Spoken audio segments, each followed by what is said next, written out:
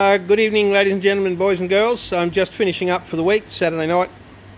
Been fiddling around again today with this R80 GS that we've done a lot of work on, and last week I posted a video that was designed to try and explain to people why they shouldn't try and fiddle with their bikes, that if things don't fit properly then they shouldn't be tampered with to try and make them fit properly. What should be done is they should try and figure out why, because on these bikes, if they're assembled correctly, if everything is as it's supposed to be, things fit. They fit easily and readily. It descended into a discussion about whether a top plate was bent or whether it had a hit. It had a hit. I knew it had a hit, but I wasn't trying to actually teach people about how to fix bent forks. I was trying to explain to them that whoever had fixed this bike hadn't fixed it properly, and they'd bodged up the way that the thing fitted into the top plate. They'd bodged up the fitting of one of the springs, and therefore the way it went together, it didn't ride very well at all. In fact, in certain circumstances it could be dangerous, and that was the object of the exercise of posting that video. I do these to try and help the airhead community generally. I've got a shop, right? I've probably got 200 customers max, and I'm busy 6 days a week, 12 hours a day most weeks. I spend time on the phone all day, every day, trying to help people through issues they have while they're working on bikes in their homes, rather than see them destroy them. I'm not a saint. I'm just an airhead owner who believes that a little bit of information shared can be a very good thing.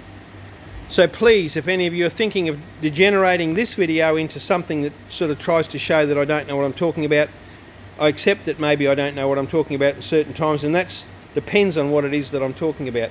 What I am trying to do is educate people what to do or what not to do with their bike. I'm not going to show you how to fit up a set of forks. I'm not going to show you how to set up a set of brakes. What I am going to show you is a couple of little simple things. When I got to the bottom of this front assembly on this bike, I had it square, the axle pushed in just by hand. Even with that big heavy brace done up, it was still fine. We did the wheel bearings on the front, and I got to the caliper, and I picked, because of course I didn't actually disassemble the caliper, but I took it, it was taken off the bike for me, and I went to put it back, and the first thing that I noticed when I got around here was this machine mark. Can you see it through the spokes there on the bottom of the caliper, just there? And I thought, what the heck's going on there? So I put the wheel on, went to fit the caliper. Now that the thing was squared and set up properly, no way in a bull's roar would that caliper go on that brake and seat properly anywhere with the mounting system, bolts and spacers that were supplied with the bike or on the bike when it came to me. Okay? So here's a little quick explanation. This is your axle, right? I'm not sure that this is the actual correct axle for this bike. It has had a bump in the front at some time. Didn't bend the frame though. So this axle's got a step in it to where my finger is here, and it goes up against the top hat spacer that comes out of that grease seal in the front fork. Its job is to push the wheel that way.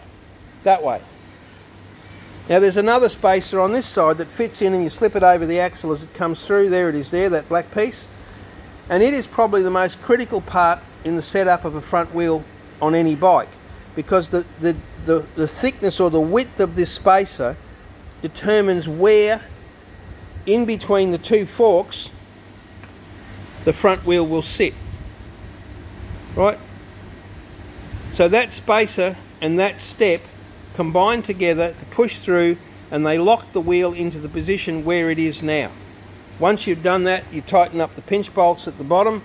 This will vary from bike to bike, but that little spacer, thicker or thinner, will determine where the disc rotor fits in relation to the caliper or calipers if it's got one on either side.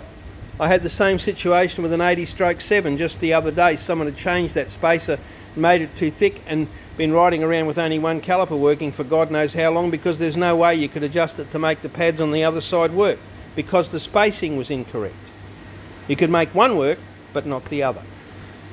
So when I went to fit this up and put the caliper on the disc, no chance in hell.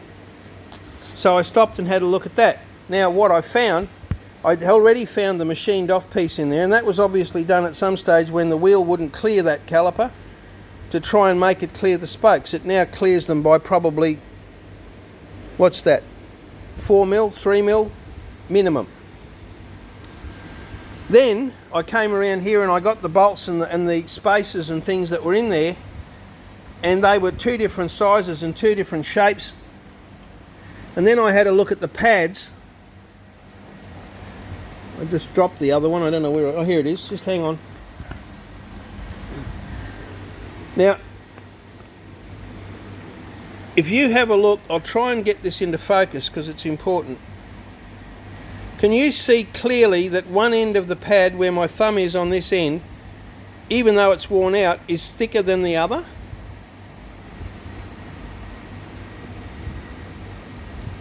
And this one is the same. It's a slightly thicker material, but it's actually thicker on this end than it is on the other end. Not sure how well that'll come out on photo. But what that means is this caliper was bolted and spaced up to the front leg at an angle, not parallel to the rotor. It had a different spacer in the bottom to the one in the top. It had lengths of bolts that had been another big spacer on the length of bolt at the bottom here because the bolt was too long. And they obviously didn't have another bolt or a hacksaw, and it was bumping on the heads of the rivets here. So they put this big plug on the end of this thing here to try and space it back out. Now the man that owns this bike has got no mechanical ability at all, admits it himself, doesn't want to know. It was done in a shop. But I see it done all the time in home mechanics, not just this, but all kinds of things. And call this video number 2 if you like, of please consider this. If you are working on your bike, if the front suspension is not correct and the brakes are not correct, you are taking your life in your hands. And by putting spacers and wrong bolts and things in places like that, I just can't even begin to express how I think about that. So I spent some time and I found the right spacers to go in here. I replaced the bolts with brand new bolts of the correct grade, talked to the correct specification, and put in a new set of pads. If you look in there, if you can see in there,